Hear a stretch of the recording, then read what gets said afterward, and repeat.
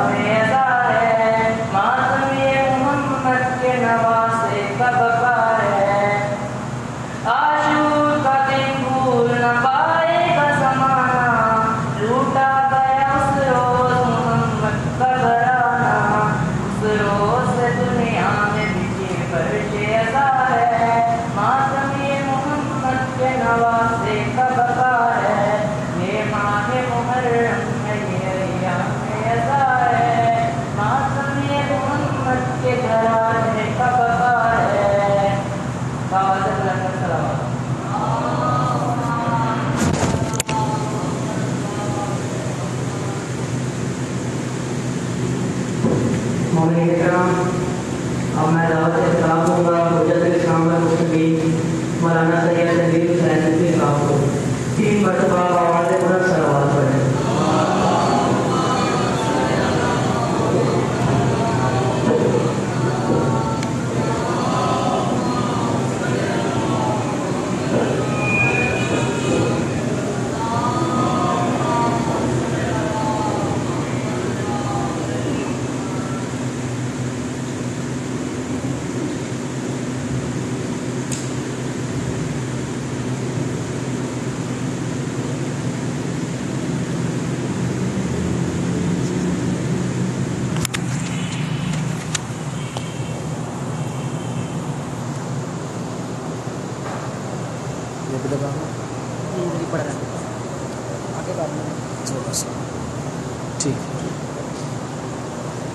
السلام علیکم ورحمۃ اللہ وبرکاتہ۔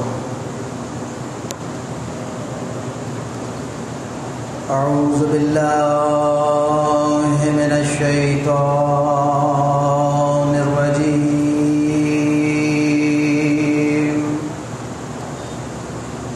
بسم اللہ الرحمن الرحیم الحمد للہ رب العالمین بارئ الخلائق اجمعین ثم الصلاة والسلام على أشرف الأنبياء والمرسلين محمد المصطفى صلى الله عليه وآله وعلى أهل بيته الطيبين الطاهرين المعصومين ولعنة الله على أعدائهم ملعونين أجمعين رب اشرح لي صدري ويسر لي أمري واحلل عقدة من لساني يفقهوا قولي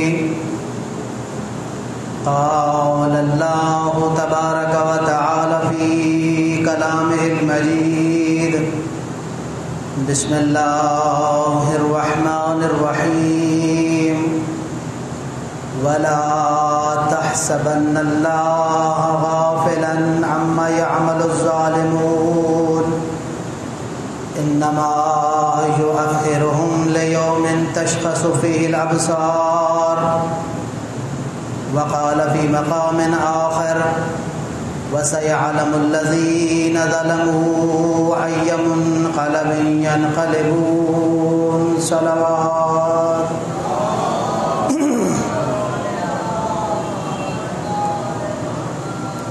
برائے خوشنودی امام زمان علیہ السلام ایک مرتبہ پھر صلوات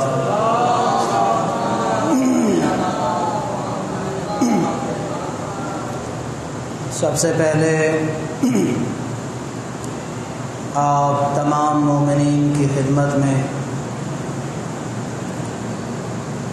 بالاخص وقت کے امام لنگر زمین و آسمان وارث خون مظلوم کربلا امام العصر عجل اللہ تعالی فرجہ الشریف کی خدمت میں ہدیہ تعزیت پیش کرتا ہوں۔ میری اور آپ تمام مومنین کی یہ خوش قسمتی ہے کہ اللہ رب العزت نے 1445 ہجری کا چاند ایک مرتبہ پھر دکھایا اور ہمیں امام زمانہ عجل اللہ تعالی فرجہ الشریف کی خدمت میں ہدیہ تعزیت پیش کرنے کا موقع دیا اور اہل البیت علیہ السلام کے غم میں ہم غم ہونے کا ایک مرتبہ پھر موقع دیا۔ آج کہ جو ایام غم کا پہلا دن ہے، صرف پاکستان نہیں بلکہ جہاں کہیں بھی انسانیت بستی ہے، مسلمان ہوں یا غیر مسلم، زمین کے انسان ہوں یا عرشی مخلوق ہوں، الغرض دنیا کے ہر گوشے میں آسمان کے چپے چپے پر، زمین ہو یا آسمان ہو، مسلمان ہو یا غیر مسلم، مظلوم انسانیت کہ جو مظلوم کربلا کے ساتھ معروف ہیں، جو در حقیقت مظلوم انسانیت ہیں، مظلوم انسانیت کی صف ماتم بپا کیے ہوئے ہیں۔ اس لیے ہر گوشہ ہر کنارہ، ہر گلی، ہر محلہ، ہر کوچہ، ہر مقام پر ورد زبان ہے یا حسین یا حسین یا مظلوم کربلا یا مظلوم کربلا۔ یہ میری اور آپ کی خوش قسمتی ہے کہ ہم ہر سال اہل البیت علیہ السلام کی محبت کا ثبوت پیش کرتے ہیں۔ یہ توفیق ہمارے اپنے بازو کے بل بوتے پر نہیں ہے۔ خبردار کہ کوئی مسلمان اس تکبر میں مبتلا ہو جائے کہ یہ میں ہوں کہ جو اہل البیت کی صف ماتم بچھائے ہوئے ہوں، میں ہوں کہ جو مجلس میں جاتا ہوں، میں ہوں کہ جو اہل البیت پر احسان کرتا ہوں۔ نہیں ہو میرے بھائی، نہیں ہو غمخوار مومن، نہیں ہو امت گریہ کن۔ یہ عطا ہے میرے پروردگار کی، یہ خصوصی کرم ہے اللہ رب العزت کا کہ اللہ رب العزت نے آپ کے سینوں بیکینوں میں، آپ کے پاک و پاکیزہ سینوں میں محبت اہل البیت بھی رکھی اور غم حسین علیہ السلام بھی رکھا۔ اگر اللہ رب العزت یہ توفیق نہ دیتا تو ہم انہی کی جیسے ہوتے کہ آج ایام امام حسین ہیں، مگر دنیا کے لوگ پوری کوشش کے ساتھ ایام حسین علیہ السلام کو مٹانے اور بھلانے کی کوشش کر رہے ہیں۔ کبھی زید کا یوم وفات منایا جا رہا ہے، کبھی عمر کا یوم وفات منایا جا رہا ہے، کبھی بکر کا یوم وفات منایا جا رہا ہے۔ حیران ہوں ان لوگوں سے کہ ایام حسین ابن علی ہیں، مگر کوئی اپنے ایام کو منانے کے لیے تلا ہوا ہے۔ اس لیے یہ عطائے پروردگار ہے، یہ عطائے پروردگار کے علاوہ اور کچھ نہیں ہے کہ آج ہم اور آپ مظلوم کربلا کی صف ماتم بچھائے ہوئے ہیں۔ ہم نے ہر قسم کی اپنی مصروفیات کو ترک کر دیا ہے اور آج ہر قسم کے غرور و تکبر کو اور اپنی بڑائی کو پس پشت ڈال کر ہم اس خاک پر بیٹھے ہیں اور مظلوم کے غم میں ہم غمخواری کر رہے ہیں۔ یہ اللہ رب العزت کے عظیم اور آخری رسول کا فرمان تھا کہ انا لقتل الحسین حرارتن فی قلوب المؤمنین لا تبرد ابدا، کہ حسین مظلوم کے لیے ہر مومن کے دل میں ایک تڑپ ہے، حرارت ہے جو کبھی ٹھنڈی نہیں ہوگی۔ خود مظلوم کربلا کا فرمان ہے انا قتیل العبرت لا یذکرنی مومن الا بکا، میں آنسوؤں کو قتیل ہوں۔ کوئی مومن ایسا نہیں ہے کہ جب بھی وہ میرا ذکر کرتا ہے اس کی آنکھوں سے آنسو رواں دواں ہو جاتے ہیں۔ اس لیے یہ عطائے پروردگار ہے۔ کوئی اگر یہ کہے کہ تم گریہ کیوں کرتے ہو، تم ماتم اور عزاداری کیوں کرتے ہو، بھائی یہ عطائے پروردگار ہے، تمہارے لیے کیا جائے اعتراض ہے؟ تمہیں اگر پروردگار کی یہ عطا حاصل نہیں ہے تو یا تیرا قصور ہے یا تیرا پیدا کرنے والوں کا قصور ہے، تیرے ماحول کا قصور ہے، تیری تعلیم کا قصور ہے، وگرنہ ہو مسلمان اور ہو مودت اہل البیت سے دور، ہو مسلمان، کلمہ گوئے پیغمبر ہو، اللہ کا کلمہ پڑھنے والا ہو، پیغمبر اکرم کا کلمہ پڑھنے والا ہو، اور وہ محمد کے نواسے کے غم میں غمخوار نہ ہو۔ کیا اللہ رب العزت نے قرآن میں مودت اہل البیت ہر مسلمان پر واجب نہیں قرار دی؟ مودت اہل البیت کا کیا صرف یہی مطلب ہے کہ میں زبان سے کہوں کہ میں تم سے محبت کرتا ہوں، میں تم سے پیار کرتا ہوں؟ فقط لکلکہ زبانی کیا حقیقت ہوتی ہے؟ لکلکہ لسانی حقیقت نہیں ہوتی۔ محبت کے کچھ آثار ہوتے ہیں، مودت کی کچھ نشانیاں ہوتی ہیں۔ اور ذرا پڑھو تاریخ انسانیت کو، ذرا مطالعہ کرو انسانوں کی تاریخوں کا کہ انسان اپنی محبت کا اظہار کس طرح کرتے ہیں، انسان اپنی نفرت کا اظہار کس طرح کرتے ہیں، ان میں سے ایک طریقہ یہ ہے کہ جس انسان سے محبت کرتا ہے تو اس کی خوشیوں میں خوش ہوتا ہے اور اس کے مصائب میں غمخوار ہوتا ہوا نظر آتا ہے۔ یہ دو ایسے علامتیں ہیں کہ تو دنیا کے جس کونے میں چلا جا، تو دنیا کے جس مقام پر چلا جا جہاں بھی انسان بستے ہیں، میں نے حیوانوں کی بات نہیں ابھی تک کی، میں نے ابھی تک حیوانوں کی بات نہیں کی، حیوان بھی حیوانات کی مشکلات پر بسا اوقات اشکبار ہوتے ہیں، حیوان بھی بسا اوقات حیوانوں کی خوشیوں میں خوش ہوتے ہیں۔ ذرا ملاحظہ کیا کریں کہ ایک جانور کے جو بچہ جنتا ہے، ایک جانور کے جس کے سامنے اس کے بچے ہوتے ہیں، جب اس کے بچے خوش ہوتے ہیں تو وہ جانور بھی خوش ہوتا ہے، جب ان بچوں پر کوئی آفت آتی ہے تو جانور بھی مغموم ہوتا ہے۔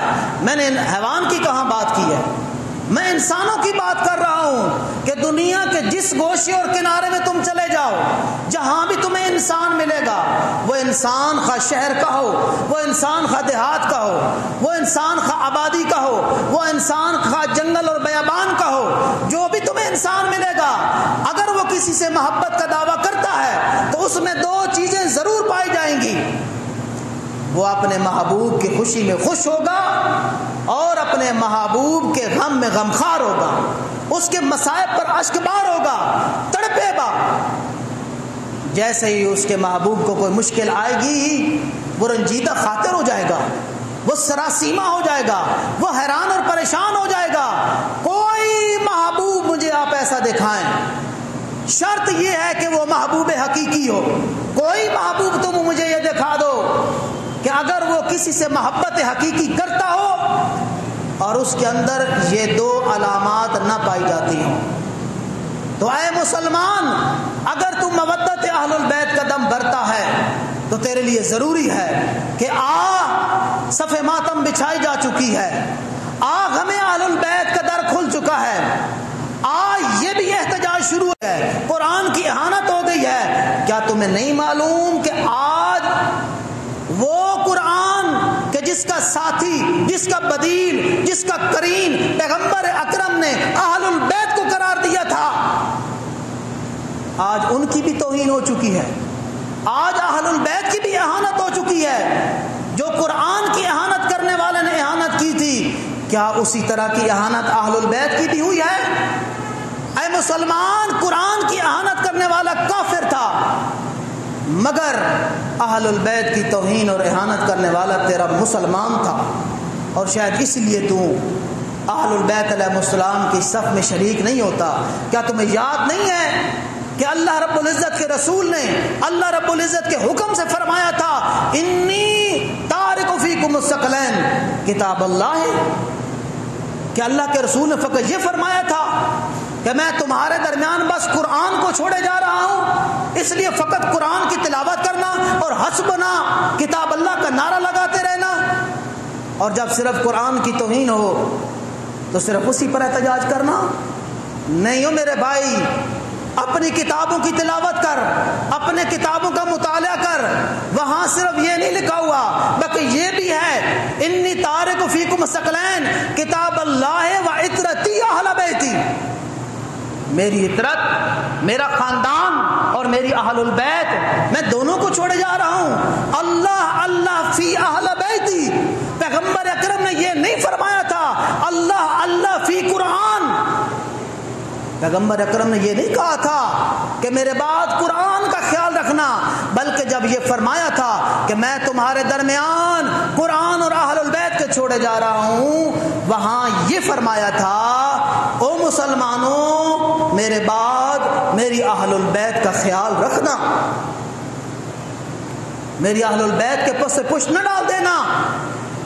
اس لیے ہم تو 1400 سال سے گستاخی اہل البیت کا احتجاج کر رہے ہیں، 1400 سال سے توہین اہل البیت کا ہم احتجاج کر رہے ہیں، اے مسلمان تو کہاں نظر آتا ہے؟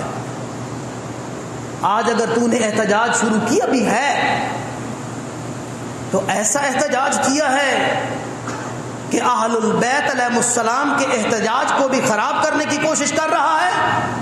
میں نے ایک اشتہار پڑھا ہے کہ جس اشتہار میں پہلا دن یکم محرم الحرام کو فلاں کی فضائل پڑھے جائیں گے، دوسرے محرم کو فلاں کے فضائل پڑھے جائیں گے، تیسرے محرم کو فلاں کے فضائل پڑھے جائیں گے، چوتھے محرم کو فلاں کے فضائل پڑھے جائیں گے، پھر 5ویں محرم کو جا کر امام حسین علیہ السلام کا تذکرہ کیا جائے گا۔ حیران ہوں کہ جمعے والے دن جمعہ پڑھا جاتا ہے، بقرہ عید والے دن قربانی کی جاتی ہے، عید الفطر والے دن عید الفطر کی نماز پڑھی جاتی ہے۔ کیا کبھی آپ نے دیکھا ہے کہ جمعے والے دن بدھ والے دن جمعہ پڑھا گیا ہو؟ ہاں دیکھا ہے، لیکن یہ ان کی تاریخ میں ہے جو یہ کام کر رہے ہیں۔ کبھی آپ نے دیکھا ہے کہ عید الفطر والے دن قربانی کی گئی ہو؟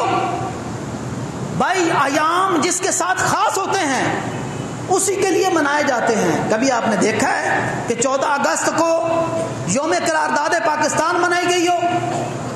کبھی آپ نے دیکھا ہے کہ یوم قرارداد پاکستان والے دن 14 اگست منائی گئی ہو؟ کبھی آپ نے دیکھا ہے کہ علامہ اقبال کے یوم وفات کے دن قائد اعظم رحمت اللہ علیہ کے یوم وفات منایا گیا ہو؟ کبھی آپ نے دیکھا ہے؟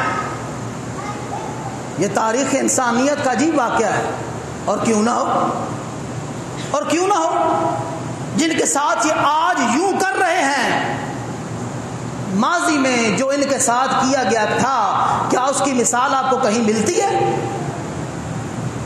ہو سید الرسل، سید الانبیاء والمرسلین کی اولاد ہو، اور اس کی اولاد کو دریا کے کنارے بھوکا پیاسا تن تنہا شہید کر دیا گیا ہو؟ کبھی نہیں ہوا۔ تو ابتدائے ازل سے ان کے ساتھ اجنبی ہو رہا ہے، اور یہ آج بھی اجنبی کر رہے ہیں۔ اس لیے مقصد مظلوم کربلا کو سمجھنے کی ضرورت ہے۔ مقصد مظلوم کربلا کیا ہے؟ کہ نہ اہداف کی بنیاد پر میرے امام نے خروج کیا، کہ نہ اہداف کی بنیاد پر میرے امام نے اپنی عظیم جان کا نذرانہ پیش کیا، کہ نہ اہداف کی بنیاد پر میرے امام نے زہرا جائیوں کا پردہ پیش کیا۔ ان اہداف کو سمجھنے کی ضرورت ہے، وگرنہ ہم مبتلا ہو جائیں گے ایسے واقعات میں۔ ہم میں سے بعض بڑے زور و شور کے ساتھ، بڑی پلاننگ کے ساتھ اجنبیوں کو دعوت دے رہے ہیں کہ تم بھی مناؤ غم اہل البیت، ایام اہل البیت تم بھی مناؤ۔ وہ منا رہے ہیں، وہ منا رہے ہیں، اور آپ نے دیکھا کہ کس کو کس کے مقام پر لا کھڑا کرنے میں وہ منائیں گے اسی طرح جس طرح انہوں نے 61 ہجری میں منایا تھا، اور ہم منائیں گے اسی طرح جس طرح مظلوم کربلا نے 61 ہجری میں اپنی جان کا نذرانہ پیش کیا تھا۔ بنیادی اہداف کو ہمیں اپنے امام کی جو مقتل تھی، امام علیہ السلام نے جو کربلا بپا کی تھی، اس کی اساس اور بنیادی اغراض و مقاصد کو سمجھنے کی ضرورت ہے، وگرنہ ہم ہر شے کو ملا دیں گے، گڑ مڑ کر دیں گے۔ یہی کوشش تھی آل امیہ کی۔ آل امیہ کی بنیادی کوشش یہی تھی کہ اب جو واقعہ ہونا تھا وہ تو ہو گیا ہے، اب کوشش یہ ہے کہ کسی طرح اس واقعہ کو یا فراموش کر دیا جائے، یا اس بات جان سکیں کہ موقف مظلوم کربلا کیا تھا، اور موقف یزید ابن معاویہ بن ابی سفیان کا باب کھل چکا تھا۔ لوگ من مانے دین کو نافذ کر رہے تھے، قرآن کی تفاسیر تبدیل کر رہے تھے،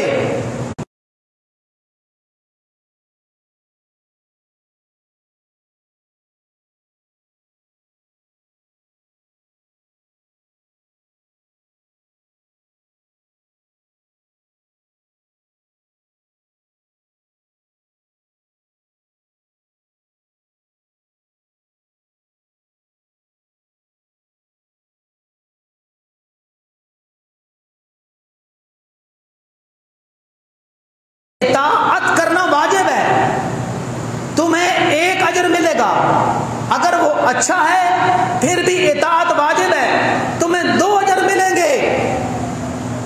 یہ ہے منطق ان کی، یہ ہے دین ان کا، یہ ہے اسلام ان کا۔ اسی بنیاد پر تو کوئی یزید کے خلاف نکلا نہیں ہے۔ اگر کوئی نکلا ہے یزید کے حق میں نکلا ہے۔ آپ کو یاد نہیں ہے کہ جب حضرت امیر علیہ السلام کو 4تھی خلافت دی گئی تھی تو 4تھی خلافت کے وقت لوگوں نے بیعت کی، مگر ایک فرزند خلیفہ نے حضرت کی بیعت سے انکار کر دیا۔ حضرت نے کہا جاؤ جانے دو اس کو، خلیفہ وقت کی بیعت سے انکار کیا۔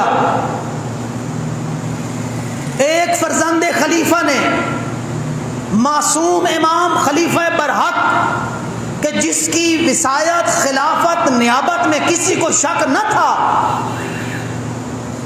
جب وہ 4تھی خلافت پر آتا ہے ان کی بیعت سے انکار کر دیا جاتا ہے۔ لیکن اسی خلیفہ کے فرزند نے جب یزید برسر اقتدار ہوا تو اس نے اس کی فوراً بیعت میں سبقت کی، اور چونکہ یزید اس سے دور تھا، شام میں تھا، یہ مدینہ میں تھا، وہاں تو پہنچ سکتا نہیں تھا، اس کے تقوی نے اس کو ابھارا، گیا اور حجاج ابن یوسف جو کائنات کا خسیس ترین فرد ہے، حجاج ابن یوسف کے بارے میں اس کے آقا، اس کے بادشاہ بھی کہتے ہیں کہ اگر بروں کا مقابلہ ہوگا نا بروز قیامت، ہم اپنی طرف سے حجاج کو پیش کریں گے کہ اس سے بڑا کوئی برا ہے ہی نہیں۔ کائنات کے خسیس ترین فرد کے پاس یہ جاتا ہے اور دستک دیتا ہے۔ کہنے والے نے کہا کہ حجاج مصروف ہے، کہا نہیں میں ملنا چاہتا ہوں، اجازت ہو گئی۔ حجاج اپنے ہاتھ میں لے کر کچھ مصروف تھا، اور جب آیا وہ فرزند خلیفہ، حجاج نے کہا کیا کام ہے؟ کہا کہ میں نے رسول اللہ کی حدیث سنی ہوئی ہے کہ کوئی بندہ بھی حاکم وقت کی بیعت کے بغیر ایک لمحہ بھی گزارے گا تو فلاں فلاں گناہ ہوگا، اس لیے میں نہیں چاہتا کہ میں خلیفہ وقت کی بیعت کے بغیر ایک لمحہ بھی گزاروں، میں بیعت کرنا چاہتا ہوں، میں شام جاتا ہوں تو مجھے زیادہ وقت لگے گا، میں یہ چاہتا ہوں کہ یزید کی نیابت میں تیرے ہاتھ پر بیعت کر لوں۔ تو اس خسیس ترین شخص نے خسیس ترین رویہ اختیار کیا اور کہا یہ دیکھ میرے ہاتھ تو مصروف ہیں، یہ میرے پیر ہیں، اس کے اوپر بیعت کر لیں۔ دنیا والوں کو سبق مل گیا کہ جو ولایت علی سے رخ موڑتا ہے خدا اس کو اسی طرح اتھا ذلت کی اتھا گہرائیوں میں گرا دیتا ہے۔ اللہ اکبر، یا رسول اللہ،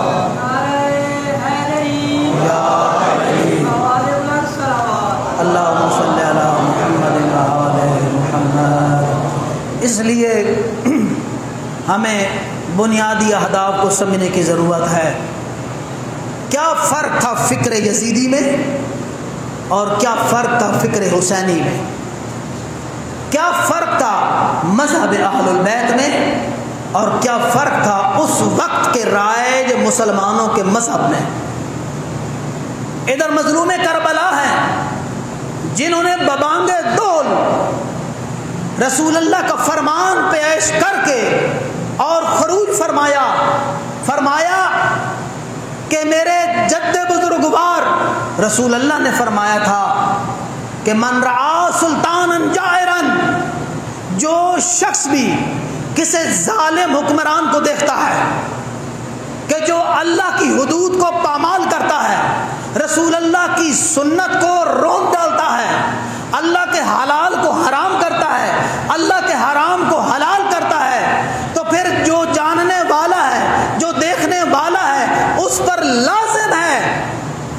وہ یا زبان سے امر بالمعروف کرے یا اپنے ہاتھ کے ساتھ امر بالمعروف کرے. اگر وہ امر نہیں کرے گا پھر خدا کا حق ہے اس کو جہاں چاہے وہیں داخل کر دے. سنت رسول اللہ یہی تھی کہ حاکم وقت اگر قرآن اور رسول اللہ کی تعلیمات کا پابند ہے تو اس کی اطاعت واجب ہے. لیکن اگر وہ دشمن قرآن ہے، دشمن رسول اللہ ہے، تو اس کی اطاعت جائز نہیں ہے. یہ ہے مذہب اہل البیت. بھلا جو شخص یہ کہتا ہو کہ آسمان سے کوئی وحی نازل نہیں ہوئی، یہ اہل البیت، یہ بنو ہاشم کا تخت و تاج لینے کا ایک ڈونگ تھا، نعوذ باللہ. کوئی قرآن نہیں ہے، کوئی جنت اور جہنم نہیں ہے، کوئی فرشتہ آسمان سے وہی لے کر نازل نہیں ہوا. جس کا یہ نظریہ تھا، اے مسلمان تو اس کی اقتداء کرنے کے لیے تیار ہو، سے پشت ڈال دیا. فکر ہے اور یہی فکر آج تک چل رہی ہے. اسی فکر کی بنیاد پر تو آج بھی آپ کو اگر کوئی کاتب کتاب لکھنے والا ملے گا تو امام حسین علیہ السلام کے خروج پر ضرور لکھے گا. وہ کہے گا کہ یہ خروج تھا، یہ بغاوت تھی. کوئی نرم ہوا تو یہ کہہ دے گا کہ فرزند رسول کی یہ خطا اجتہادی تھی. اگر کوئی سخت ہوگا تو باغی بھی کہے گا، اگر کوئی سخت ہوگا تو وہ انتشار پھیلانے والا بھی کہے گا، اگر کوئی سخت ہوگا تو مظلوم کربلا کو کافر بھی کہے گا. لیکن اگر کوئی نرم ہے تو کم از کم مظلوم کربلا کو غلط ضرور کہے گا. یہ فکر کوفہ کے بازاروں میں بھی گئی، یہ فکر شام کے بازاروں اور درباروں میں بھی گئی. آپ کو یاد نہیں ہے کہ زینب سلام اللہ علیہ کو اس بدماش نے منہ چڑھ کے کہا تھا کہ تمہارے بھائی نے فتنہ اور فساد بپا کیا ہے، فتنہ اور فساد بپا کیا ہے، امت کے شرازے کو بکھیر کے رکھ دیا ہے. یہ کس نے کہا تھا؟ یہ انہی لوگوں کے پیشوا نے کہا تھا جو آج بھی کہتے ہوئے نظر آتے ہیں کہ امام علیہ السلام نے خروج جو کیا تھا یہ بغاوت تھی. اس لیے ہمیں بنیادی اہداف کو پہچاننے کی ضرورت ہے، اس لیے بھی کہ کوئی غیر ہمارے اس نظام کو اغوا نہ کر لے، کوئی غیر داخل ہو کر ہمارے نظام کو خراب نہ کر دے. آؤ بسم اللہ، یہ صف اہل البیت، یہ در اہل البیت ہر ایک کے لیے کھلا ہے. وہ کافر ہو یا مسلمان، جو شیعہ ہو یا سنی، ہر ایک کے لیے کھلا ہے. مگر جن کا پلیٹ فارم ہوتا ہے ان کے اپنے اصول اور اہداف ہوتے ہیں، وہ اپنے اصول اور اہداف کی خلاف ورزی کبھی نہیں کرتے. ہمارے اصول اور اہداف مقاصد خروج کربلا ہے. ہمارے اصول اور اہداف مظلوم کربلا کے وہ اسباب ہیں جن کی بنیاد پر آپ نے خروج کیا، جن کی بنیاد پر آپ نے کربلا بپا کی، جن کی بنیاد پر آپ نے یزید کے خلاف قیام کیا. ہمارا مذہب بھی وہی ہے، ہمارے اصول بھی وہی ہیں. ان اصول کی پاسداری کرتے ہوئے جو آنا چاہے آئے، بسم اللہ. ہم ان کے لیے صرف صف نہیں بچھائیں گے بلکہ اپنی پلکیں بھی بچھائیں گے. یا علی. اس لیے بر محمد عالم بلند تر صلوات.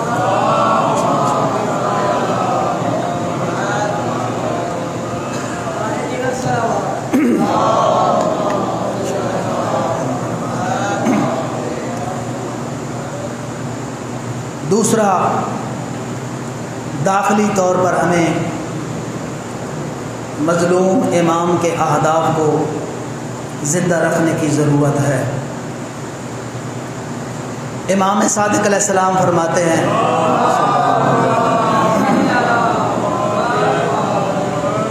کہ جو شخص بھی روتا ہے ہمارے اوپر آنے والے مسائل کو یاد کر کے روتا ہے، تو اس کے اجر میں مختلف روایات ہیں۔ اس روایت میں امام فرماتے ہیں کہ بروز محشر وہ ہمارے درجات میں معشور ہوگا، اور جو روتا بھی ہے اور رلاتا بھی ہے، بروز محشر